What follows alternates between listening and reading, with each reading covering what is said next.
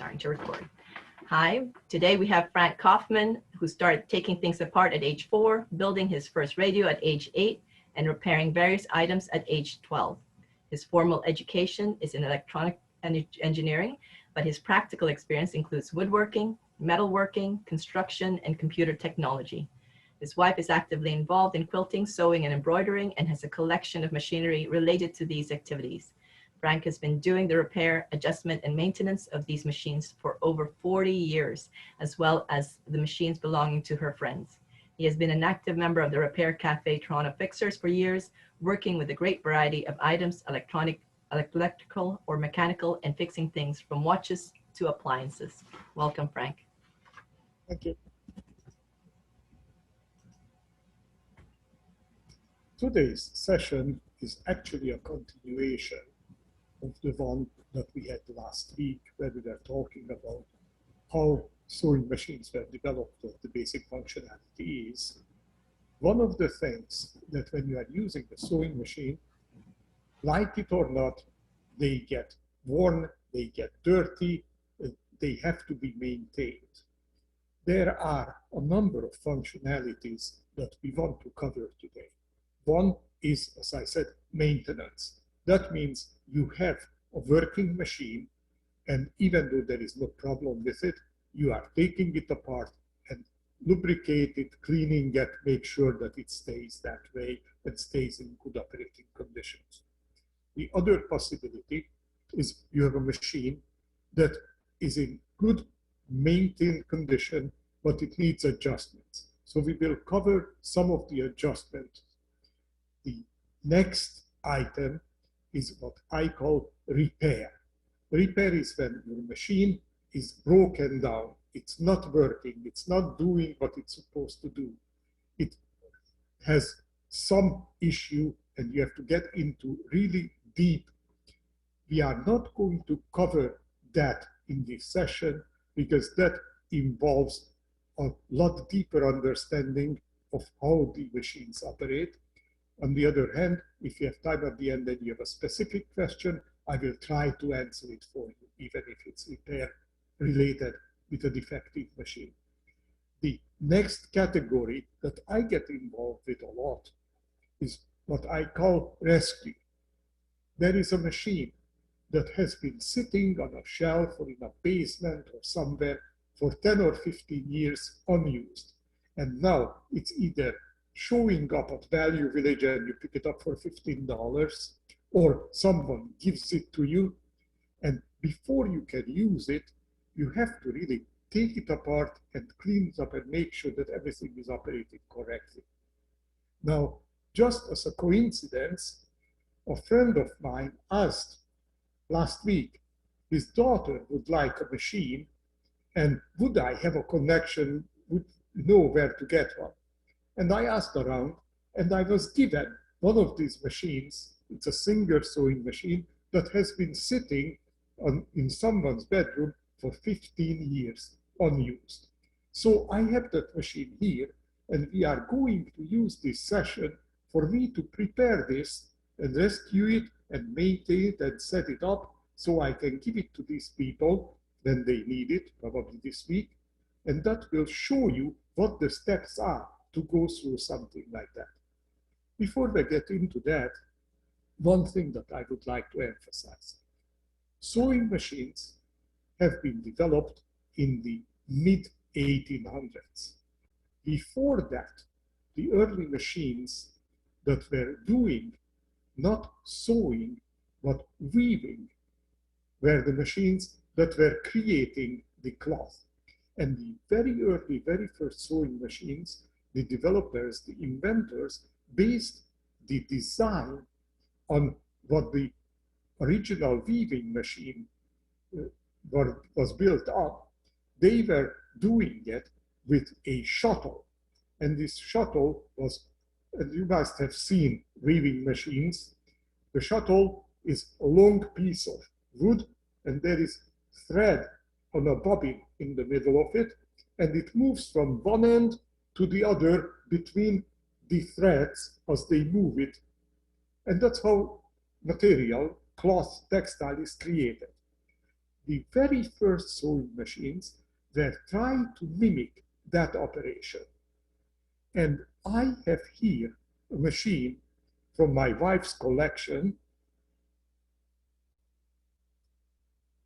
which is a Singer sewing machine from the year 1911. So it's 110 years old. In the early 1900s, it was actually outfitted, and you can see here in the back, it was outfitted with an electric motor. It's the very early electric motors that became available. Previously, the machines were either hand operated, so you would just go and move the wheel around, or it had a base and there was a foot pedal that you had to move. We have one of those machines in the house also, with a leather belt moving the wheel.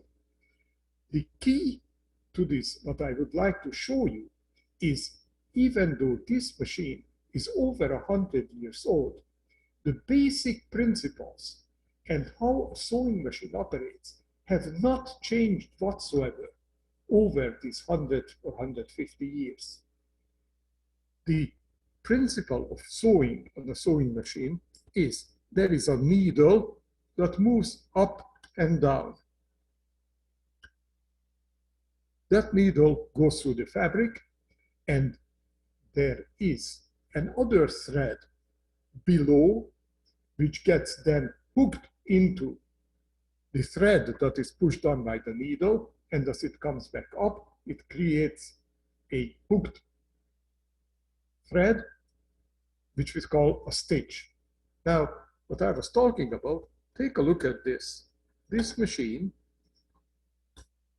has the very early bobbin, but as I said, was based, let me just, this is the bobbin of the sewing machine, and it looks very much like a shuttle that was used in the weaving machines. And inside it is a bobbin. And I bet most of you have never seen a bobbin like this. Usually it's a round, either plastic or metal bobbin, which fits into a bobbin case. However, the operation of those newer machines and this one that I have is exactly the same.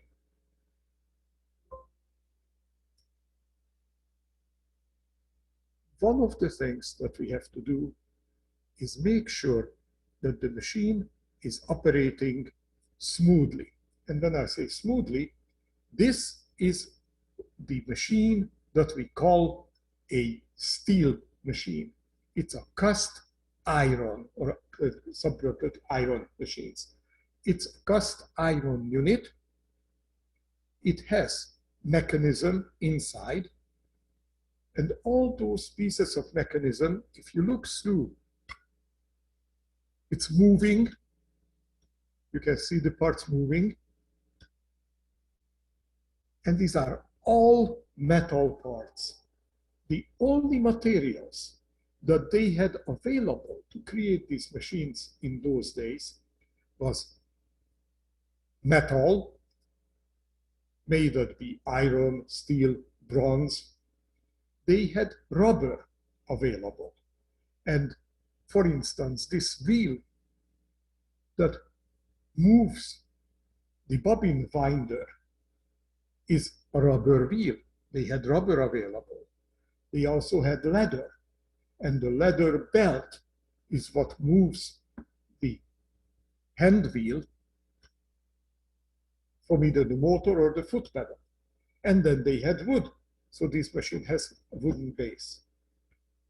All sewing machines for 100 years looked very much like this. Then in the 1950s, plastics arrived on the screen, on the scene, and machines started to change. The shape of the machines has changed, but when you open up one of the newer machines, inside all the mechanism is just like the one we are looking at here. Let me quickly open this machine up to show you how that works. Anytime you need to do something, some maintenance on the machine, you have to get access to the rear section. This machine has a plate. Let me turn it so you can see it better. This machine has a metal plate attached with 2 screws. Many of the other newer machines either have a hinged cover, which you can just pop open, or there is a screw that you have to take off.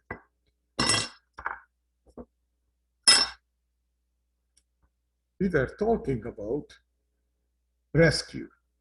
Take a look at this. This machine is a collector's item, and it hasn't been in use. I just opened it, and you can see inside the dirt that collects over time. Fluff, material, and whenever you are doing maintenance, the most important start is to get all that extra stuff that collected over the years and clean the machine before you do anything else. You can see, I try to get this a little closer.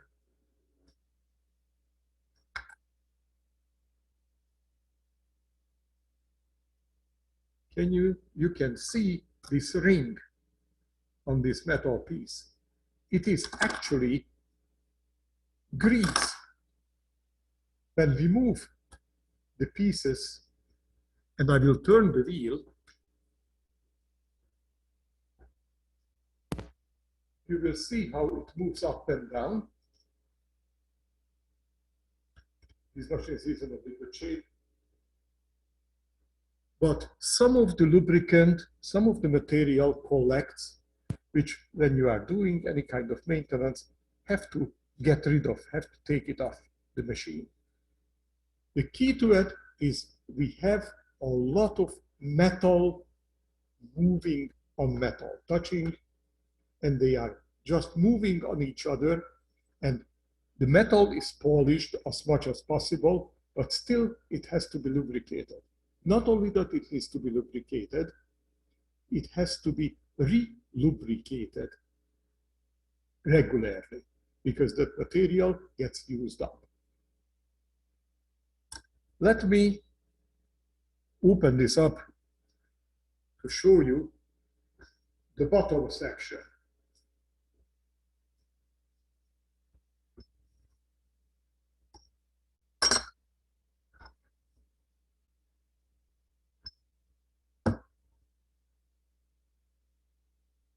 While you're doing, Frank, there's a question here that somebody says that they work on a treadle machine as well as a more modern electric. Is the interior mechanism of the treadle machine essentially the same as the one you're showing, minus the electricity?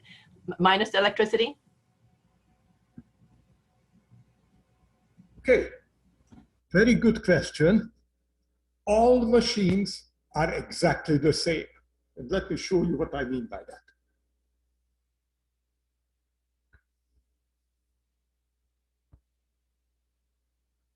I'm just trying to turn it so you can see what I'm referring to. Okay, this is the hand wheel of the machine. And in the very early machines, that hand wheel had a knob, and you would turn the hand wheel using that knob round and round. Inside, behind the hand wheel, you have a grooved plate. And this belt here is moving from the motor to the hand wheel, behind the hand wheel, the groove. As if I turn the motor, it is moving the hand wheel. A treadle machine is exactly like that. But instead of having a motor here with a short belt, there is a long belt going down under the table to the large wheel, and the treadle moves that large wheel. Now, the newest machines have the electric motor built right inside, and you don't see it when you look at the machine. However, it is still working exactly the same way. On the inside, there is exactly the same setup. So that should answer the question. There is no difference between a treadle machine or a motorized one, either with an external or an internal motor. Works exactly the same way.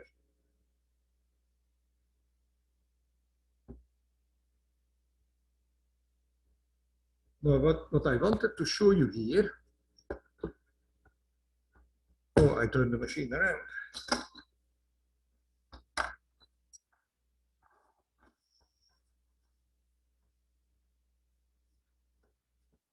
I wanted to show you that inside, okay, I have an idea how to do this.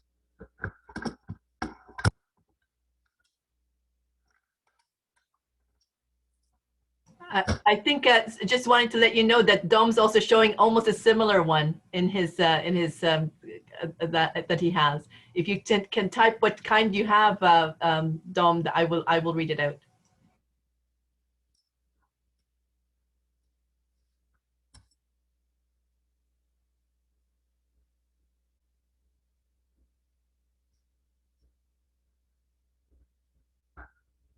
Okay, I just want to make sure that you see.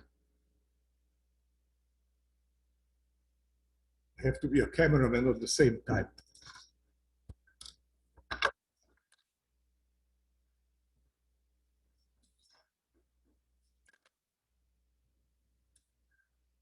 Okay, so you can see the bottom of the machine. And again, we have here, as I am moving the hand wheel, there are moving parts that move, in this case, the shuttle back and forth, the bobbin case, and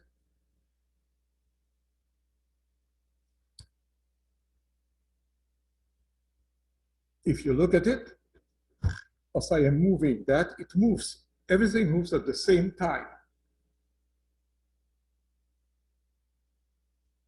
The bobbin moves, and the needles move. The needle moves up and down. So, as I said, in here are the mechanical parts, and they are all metal on metal connection. When you get a machine in a shape like this one is, it has been around for a number of years. It's just sitting on the shelf. This is not being used. And you can see, I wonder if you can see better this way, the dried on oil and lubricant that collected. No machine should be used in this condition. It does not allow the metal parts to properly move on each other, and sooner or later it will lead to an absolute breakdown, which will now lead to a repair. So let me put this machine away and get the other machine that we are going to take apart and work on and see all the different phases of the lubrication and cleaning. So a question here about, again, going back to the treadle one, someone's asking is, can the synchronization of the mechanical parts be thrown off over time that you would have to adjust it, for example, for the treadle machine? So I guess, would that be the belt more, or where would it be? There is no difference. There is no synchronization as far as that is concerned. Treadle machine works exactly the same as any other machine, because all the treadle does is substitute for a motor or a hand winding. Thank you. And I think the one that Dom has, which is a as the hand one is also in the same way, that whatever would basically turn that and have the needle go up and down is what is needed. There's the point. All the machines work the same way.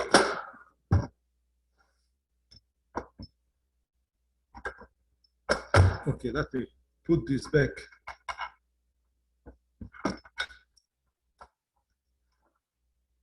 My workshop is simply not suitable for this kind of video, so I'm using the dining room table.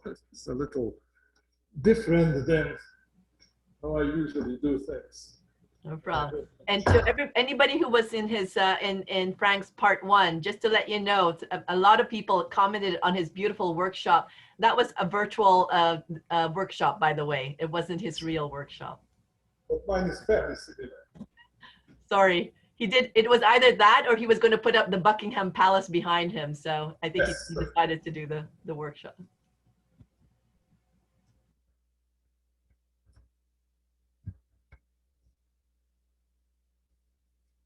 You may have to lift the I am on my way.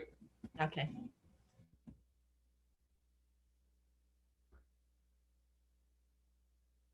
Okay, I would say that this is a machine that a lot more resembles the machines that most of you have or looking at getting. This machine is, I didn't look, let me just take a look at it.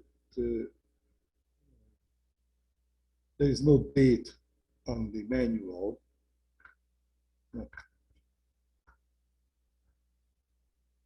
Yes, there is, 1988. So this machine is 33 years old. I am fortunate that it came with the original user manual. If you don't have a manual, you can download it. And last week we have put up the web page, manuallib.com, where you can get all these different manuals and get them for free. So let's take a look at something before we get into it. And one of the things is tools. People always ask me, what tools do you need for a sewing machine or to repair or work on a sewing machine? Many of the machines, or I would say all machines, when they are new, come with some basic tools, some basic accessories. This is a typical screwdriver that comes with a sewing machine. They often come with a brush. This is a typical brush that would come with a sewing machine and is very handy to have. In my experience, I use a number of different screwdrivers because they are very handy. This is typically the screwdriver that I use. Nothing fancy, and all sewing machines use flat screws, so you just need a flat blade screwdriver, none of the fancy other shapes. There is one screwdriver that I would like to introduce, and this is, if you look at, there is this full-size screwdriver, and the one I am talking about is this one here. The front is exactly the same as the other one. It is used on exactly the same screws. The difference is this one has a very short handle, and the end of the plastic handle is dished out. It has an indentation in it. Many of the machines have the needle plate screwed down. There are often 2 screws on the needle plate that you have to take out, and the throat of the machine is just too big to get any kind of a regular screwdriver into the place there. Even the screwdriver that comes with the sewing machines can be too high to do it. This one will fit. Not only that it will fit, you use it by putting your finger into this indentation, and my hand is in the way, let me go to the other side.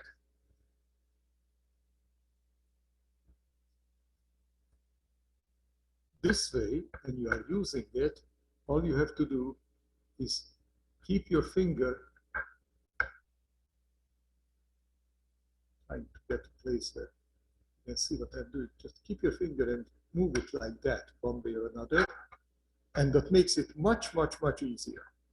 Now, this screwdriver I bought from a company in the United States called Harbor Freight. They have like 400 stores all over the place, and they had them available. Princess Auto had them also available one time. I just looked yesterday. Right now they don't have it, but you can order it online from either AliExpress or a company called Wish.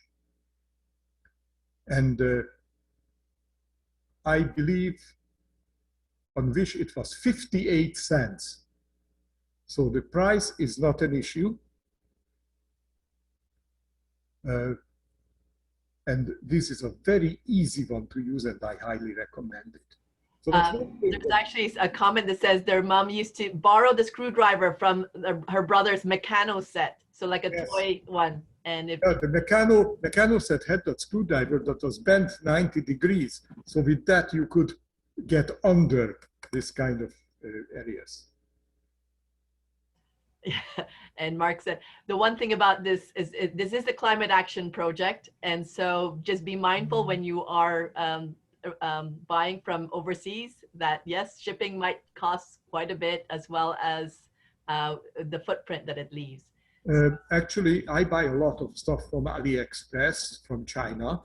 It takes anywhere from 2 weeks to 3 months for the stuff to arrive, but the shipping is negligible. This same screwdriver set I looked up yesterday, they will ship one of these for you. They say free shipping, and they charge $1.50 for it. Yeah. So if you are doing business with the right company, the shipping can be negligible. Yep, and you can also use possibly a screwdriver bit. So the question is whether you can get it into that space. Exactly. Right. And not only that you have to get it into that place, but you also have to maintain the screwdriver. And it's difficult to hold it straight. While with this one, when you put your finger into the opening on top, like that, it stays in place. So it's very easy to use. Yeah. Back to the climate, again, just the footprint there. But Mark is also showing he's got a multi-purpose tool, and they usually have those little screwdrivers that are meant to be usable for those things. So looking to find ways that way, or we have spoken in our community of maybe whether there's a way to also collectively buy something and be able to distribute, so you're not having several shipments, and share it that way. Thank you, Frank. The next thing that I find indispensable is a pair of tweezers. With that, I can get in and pick things up where my finger doesn't fit, and I have large fingers. So a good set of tweezers, very handy, and you need brushes. Now, when I say brushes, one will do. I have here 3 different ones. I don't even know where each one of them came from, but I have them around, and these are extremely important. Now, what you will see is these are not like artist brushes. These are much, much stiffer, because you need to have that stiffness to be able to get all that collected fluff out of places. You will see that. Another important part for me is that magnifier. Makes it easier to get in there. Now I will show you my wife's favorite tool.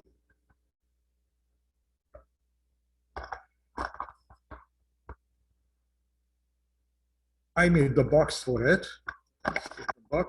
And what this is a mini vacuum cleaner. Battery operated.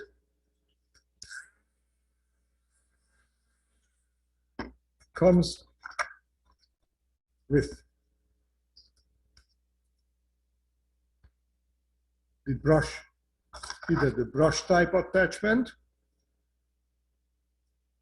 or with a regular vacuum attachment.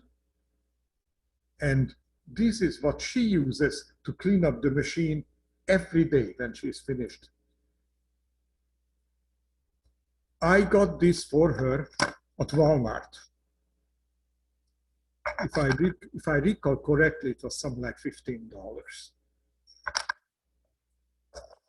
You can use any vacuum, but you need a reasonably narrow tube to get into places. This one will do it, and once again, highly recommended.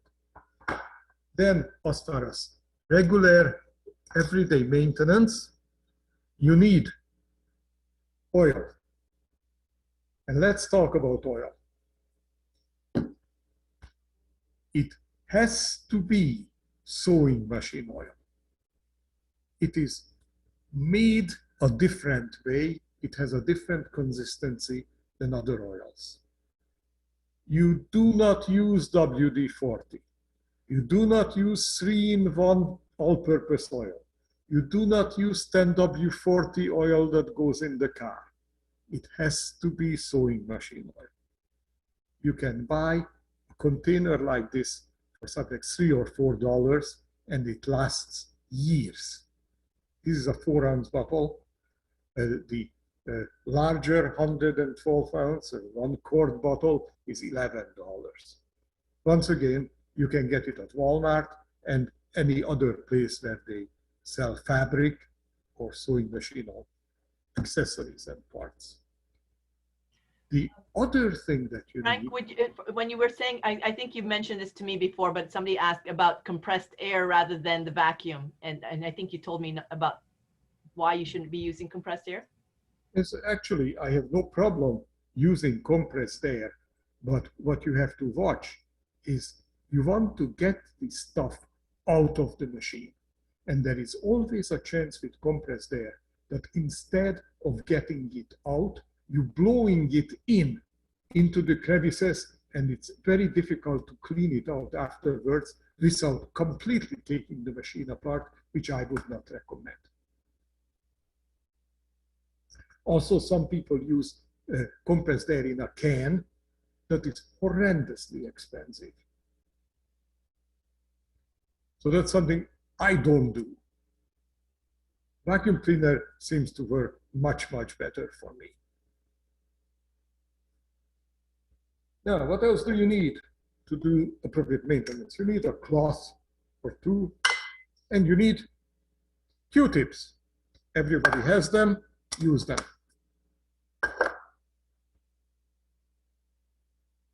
Next, alcohol.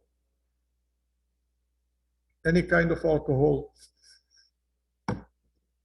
The other thing that you need, if you want to go into regular maintenance, is white lithium grease. It is available at Canadian Tire and probably many other places, Princess Auto. I use this particular kind. This is an industrial package, and I got this as a sample in 2017, and the can is still full. So you don't need a lot of it. The white lithium grease comes under many different names, but it appears to be the same regardless which one you are buying. It is the exact opposite of the oil, where it appears to be the same, but is different. Oh, by the way, one thing, keep this in mind. Do not ever, under any circumstances, use cooking oil on the sewing machine. It just attracts the fluff and binds it and makes it very hard. So that one of the worst things that you could do is using cooking oil. Anyway, let's take a look at this machine. Of course, the first thing you would do is take a cloth with some cleaning fluid. When it's a spray, I don't spray it on the machine. I spray it on the cloth, and then I take the cloth and clean wherever I need to. If you start working on a machine, the first thing that I do is, of course, I flip the camera over.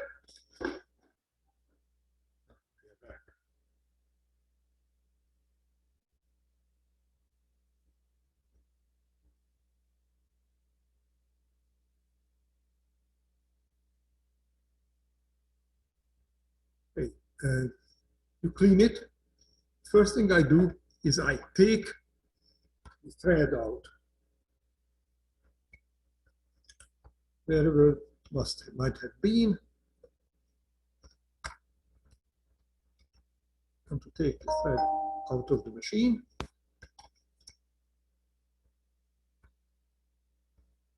This machine hasn't been used for many, many years.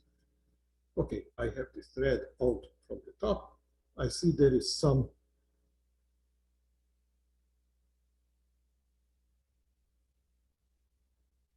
tangled up where the needle is. We'll get it out, which gives us a good opportunity to see some of the issues that these machines have. Right. By the way, this one is a free arm machine. I can pull this off and put it away. It's a little easier. The first thing I always do after taking the thread out is to pull the needle up into its top position, undo the screw that holds the needle, and take the needle out. If you don't do that, you end up sticking the needle into your finger. The next item I take off is the foot. Just loosen the screw, and we will talk about feet also. And just a question about the oil. If you have old oil, and I know there's an expiry date to some of them, should you be using it, or should you get a new one after maybe 5 years? As far as I'm concerned, and this is just my opinion, oil is oil is oil. Okay. Okay, it's if you have sewing machine oil, it must last forever. I wouldn't worry about expiry dates.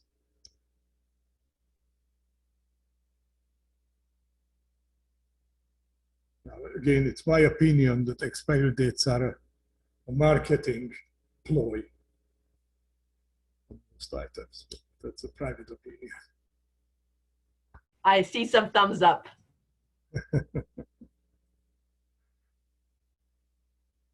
Of course, there is a big difference between expiry and best before. Yeah, that's different in terms of eating. And actually, I know there's the foot that you're doing right now. And again, just emphasizing to everyone what Frank has always told me. If you a lot of issues often stem from the fact that it's poor maintenance and you haven't cared for it. So if you haven't done this in a while, to do so, to do a lot of the steps he's showing. But also, I think when you get to it, there is a question that somebody has about their fabric feed. Looks like it's working, but it's not advancing the fabric. And they've already tried adjusting the tension. So when you get to that part, please let us know. We'll talk about it. Okay, I just opened here. The needle plate on this machine is spring loaded, so I can just lift it up like this and pull it out. On many of the machines, there are screws holding it, but you always want to take the needle plate off. Once it is off, you have access to the bobbin. This machine has a round bobbin, and my fingers are too big. Anyway, see, this is the bobbin that I just took out, standard plastic bobbins. Let me mention again, we talked about this. Even though bobbins look identical, they are different. You have to make sure that you have the correct bobbin for the machine.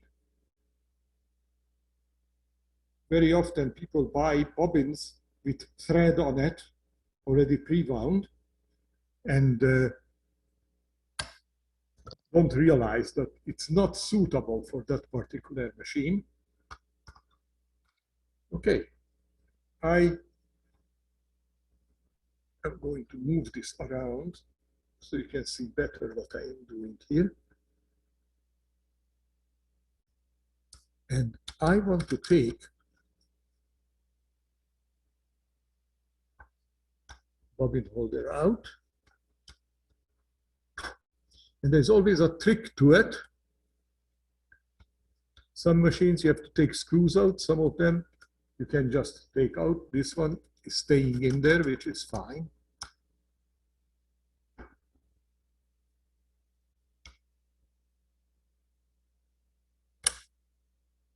Okay, I just wanted to take this plate off.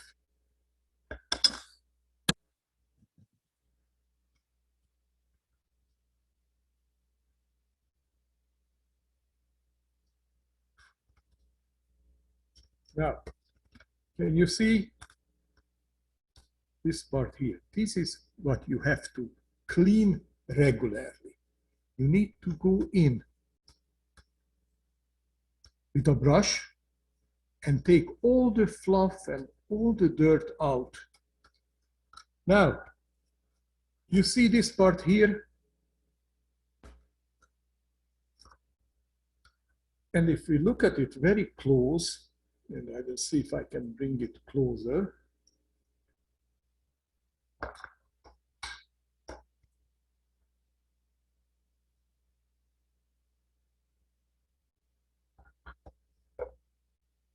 You can see that it has teeth. You have to make absolutely sure that those teeth are clean and not clogged with any fluff. I usually take a toothbrush and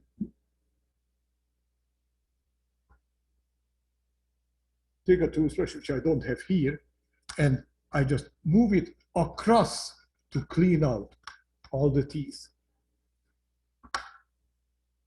I'm just looking and I see some fluff in there and I'm just picking it out. What will happen if you have that? What's the usual problem that you will encounter if those teeth are not cleaned, I guess? It won't move the material. See, the way this works is, let me move it around so you can see it in operation. As I turn the handle, the needle comes down and this feed dog moves down. It will now go below the surface of the machine bed, and as it turns, it comes to the back. And when we go further, it now comes up and moves to the back. And the amount of movement I can adjust. See, now it moves a little further, but that's how it moves: down, forward, up, backwards. And when it's moving up and to the back, it pushes the material, and that's how it creates the stitch. If it's plugged up, it will just slide the material. It won't grab into it. So your material will not progress properly, and you will get loops of thread instead of proper stitches, either on the bottom or on the top. When you have that kind of problem, that's what usually the reason. Right. The next thing we want to do is open this machine up, and it involves, in this machine, one screw here in the back.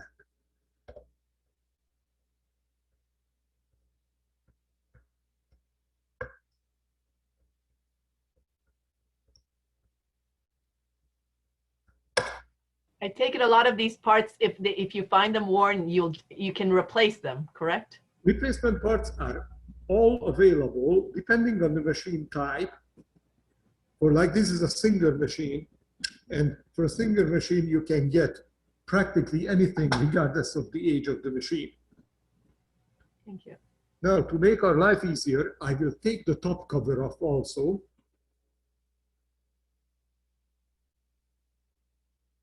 You see there are two screws, no, three screws holding it. I will just undo the three screws.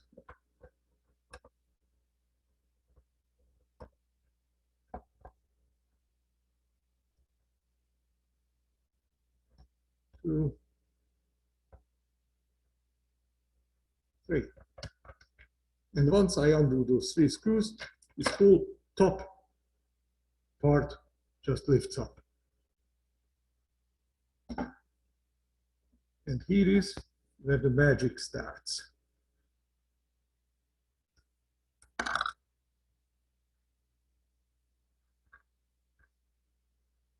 will see if I can get this camera. I will just have to hold it to show you. You see all mechanical components in here,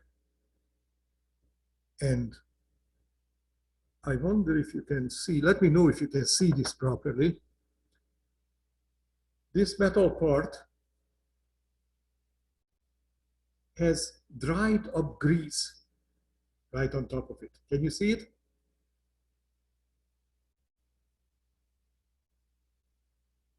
The same way, this plastic wheel, it has dried on grease right on the side.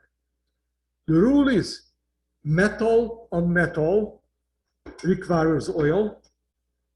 Metal on plastic requires grease. You don't put oil on gears or on plastic wheels. I will take, let me see, I have an idea here. Just give me 1 second.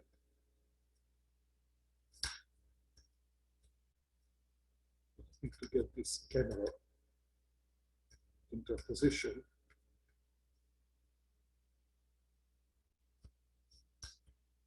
It will show you better what I am doing.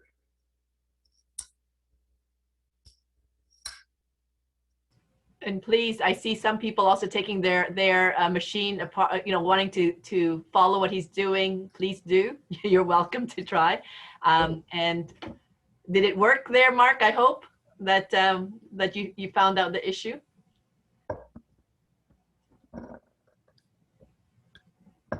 I need to get my headlight. I can't see inside. Yep, definitely. Good lighting is key. And if you need to borrow, I do have one of those magnifier with lights on it that you can clamp. I've got one of those. Let me know. Oh, I forgot to tell you about this. Let me show you something. Just give me 1 second.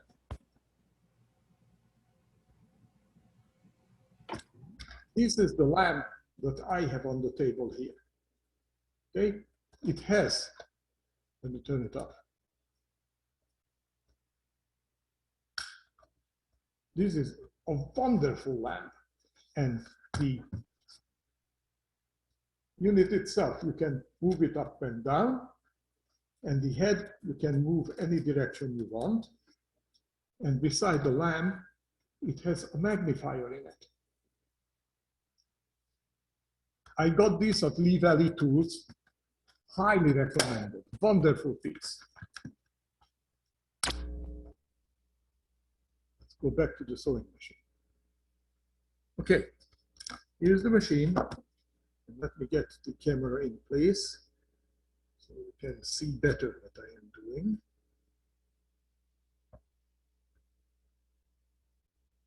Are we getting there? Okay. All right. Has to go up a little higher to focus.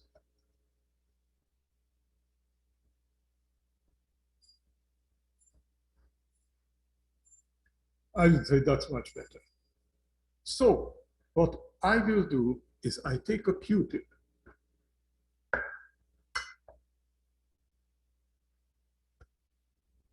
got a Q-tip and some alcohol. What I usually do is I just pour a bit of alcohol into the top of the bottle.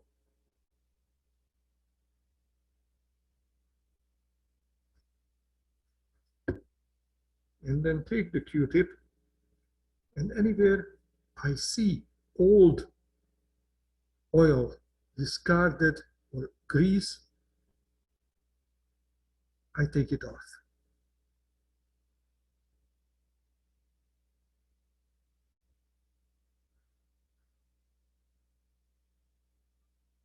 What I found is the best way for me to do this is as soon as I take off the old material from one place, put new one on it right away, and that way I don't forget.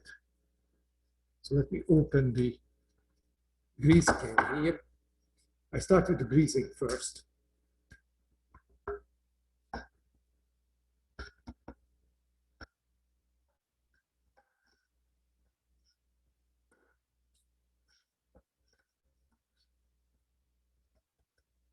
Okay. I have it open, and I use a brush like this. It's like a paintbrush. It's not a paintbrush, it's It's harder. I don't know. I got it at Princess Auto. You get, I think, a bag of 50 for $6. And it's meant exactly for this kind of work. Okay. A harder bristle. Here you can move things by hand, and I can then put some grease on it, and it's supposed to go. Make sure it fits, it goes under it, move it back and forth. Same as here. A question whether the Q-tip leaves behind fibers, by the way, that when you were using that. I don't use it long enough to leave it behind, no. I make sure it doesn't. See, these are the elements that you have to make sure that you lubricate. Everywhere there. And someone says that it's called utility brush, by the way. What, Okay, I was wondering about it. Thank you. So look at here. See how this piece moves back and forth, this plastic piece? I clean it with the alcohol. Make sure that it moves freely.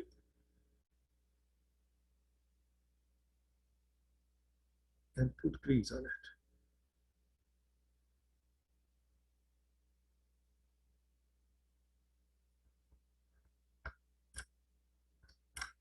Move it to the other side, some more on it.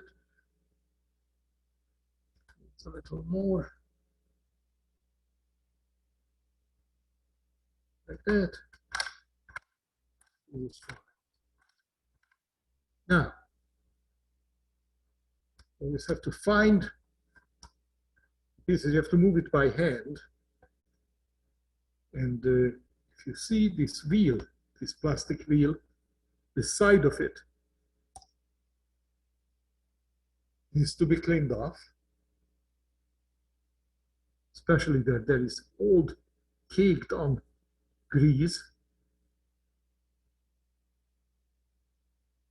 And I'm just getting it off. Look what I'm getting off.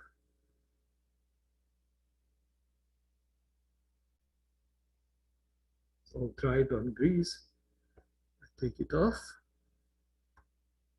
all the way, all around. And the metal part that touches it, right here, I clean off.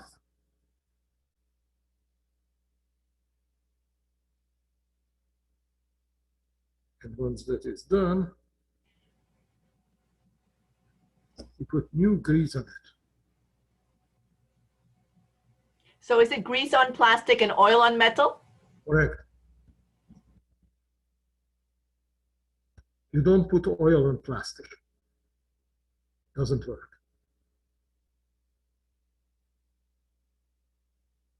Okay, I have this all around. And the machine will distribute that when it starts turning and moves that. Look at here. All dried up grease. You have to wash it off, take it off.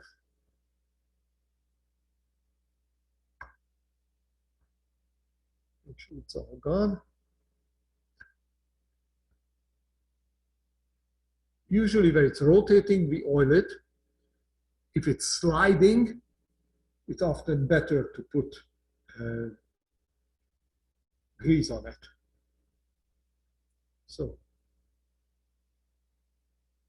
I'm just taking the extra alcohol off. Don't want to wait till it evaporates.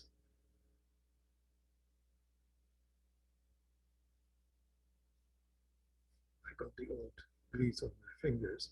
And I guess you would recommend using a magnifying glass at all these things if you need it, right? If you need it, use the magnifying glass. I need it, I use it. And good lighting. Yes, that's always helpful. So I'm just moving the pieces, make everything move, and that way you can see where it needs to be greased.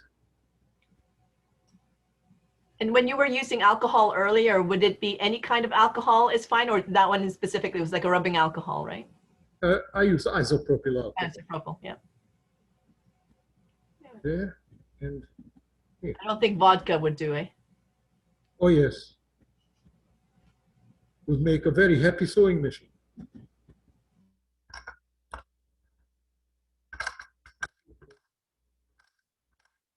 It's done. And here is now, if you can see inside, there is a gear which I need to clean up. I do that. You can see the old grease coming off. And now I see metal. I turn it and do it at the next part. A lot of questions right now about, basically, this is pretty much, as you said, all machines are built the same way in terms of operating. So they may be, these parts may be in different places, but this is pretty much what you'd be doing for all of them, correct? 100% correct. Okay. So now that gear, I am greasing up. And I move this to a different location because it's easier to get to it. Clean the old.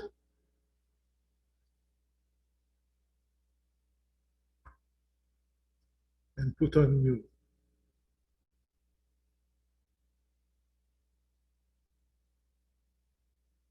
Very important.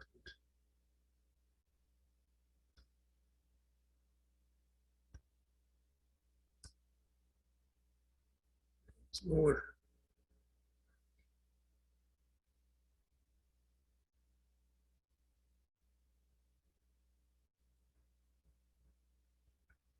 And I just make sure it gets evenly distributed, put a little more on. And that part is now done, this part is done. This is the only area where we need the grease. Now, the oil.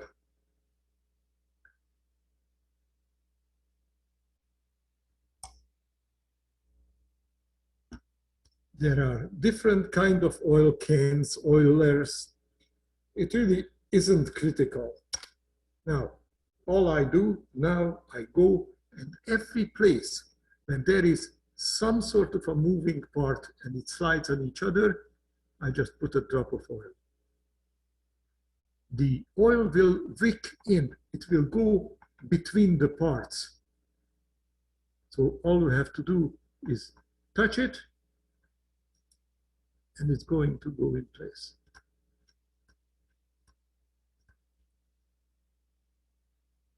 I am only doing now this top portion of the machine.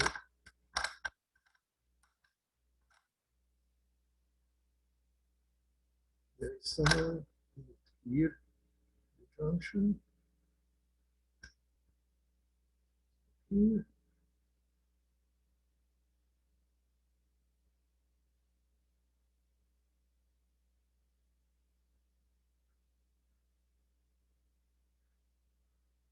Did I miss anything?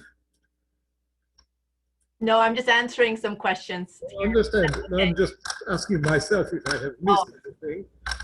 No, this is fine, and I can already feel it moving better, moving easier. This so is it better, Frank, to be greasing before oiling, or does it matter? I usually do it that way. It doesn't really matter. If you look at it, when I move this part moves up and down. Because it moves up and down, I put some oil on there. And I can feel things moving much better, much easier already. Now comes the rear section. And let me turn this a bit so you can see better what I'm doing.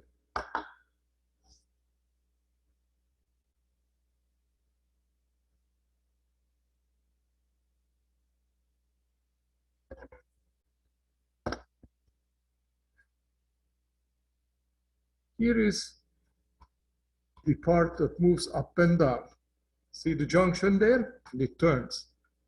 Once again, get some alcohol, clean off the excess. This is where it needs some oil. And this is moving up and down, drop of oil. This is moving up and down, drop of oil.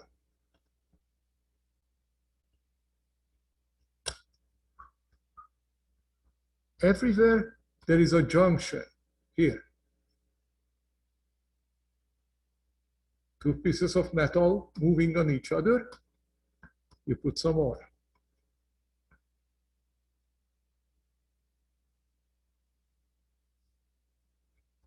And you just have to touch it, and it will go in between. It will pick it up and move it into its right place as it's moving. So this part is now lubricated, the part that I can reach. And if I look at the machine on the other side, there's another section that's moving up and down.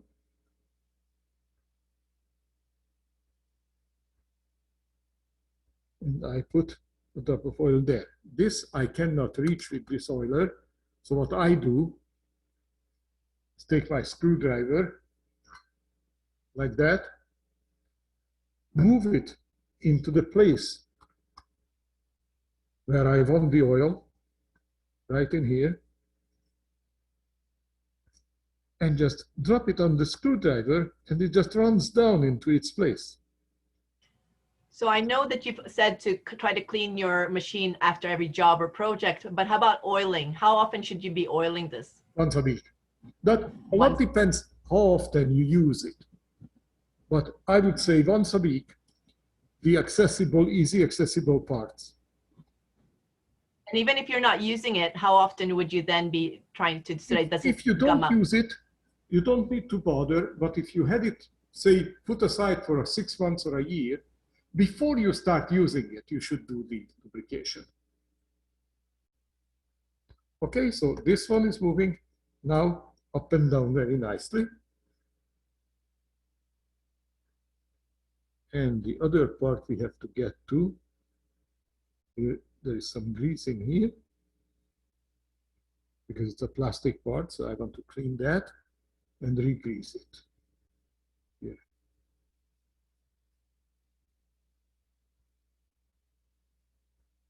Okay, now we need some grease for that with the utility brush. See, I remembered.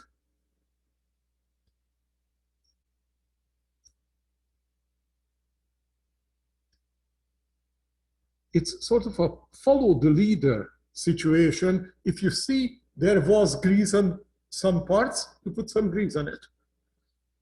If you see moving parts, put some oil on it if you didn't see any grease. Like here, I just... There is a comment that they're saying with all these moving parts and you're really greasing so many places. Yes. They'll be afraid to miss something. Is there, I guess, usually the manual would they show that? Give me 1 second. Okay, that's the manual.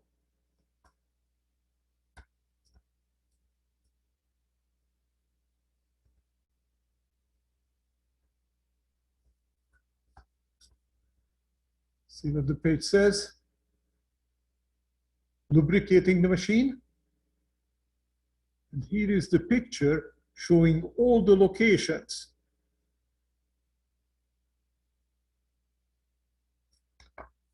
And I have put in everybody's in the chat, and yeah, that manuals are very, very handy. There is a link to where the manuals, you can find it, and I will also be sending that link to everyone. Yes. I said, actually, somebody mentioned about having difficulty taking their top case off from their machine, which is a certain make. So it's a PFAF Tipmatic 1035.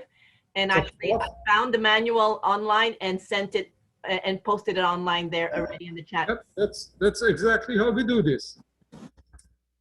Now, I have done the top section. You look at the bottom of the machine. And let me move the camera, because that way you can see the other side.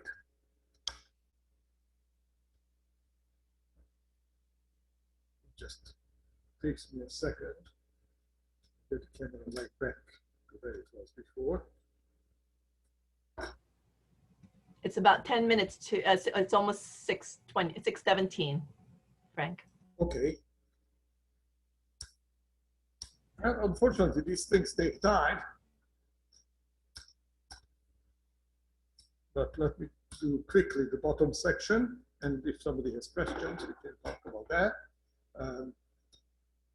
It's not a virtual kitchen. I think this is his real kitchen, because I did see his real wife pass by too. It is a real kitchen. In a real house, I have to Alt N. Okay, this is the bottom of the machine. And again, there is one screw here.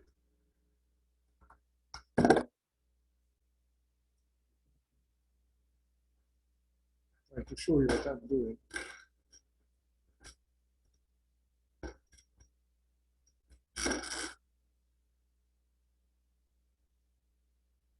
Okay, so now I take that screw out.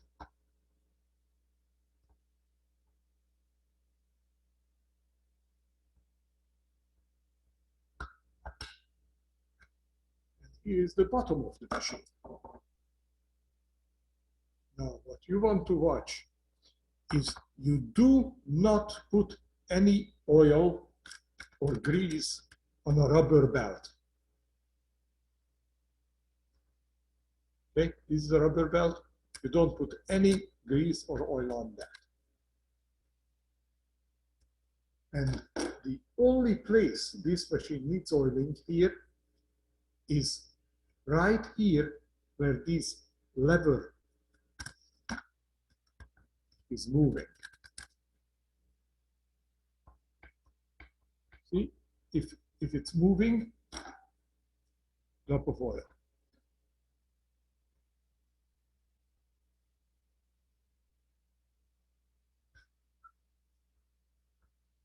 Right here,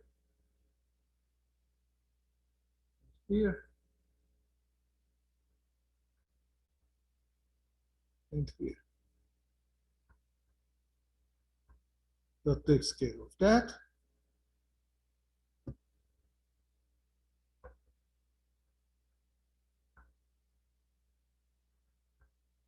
And here in the back, we put some oil.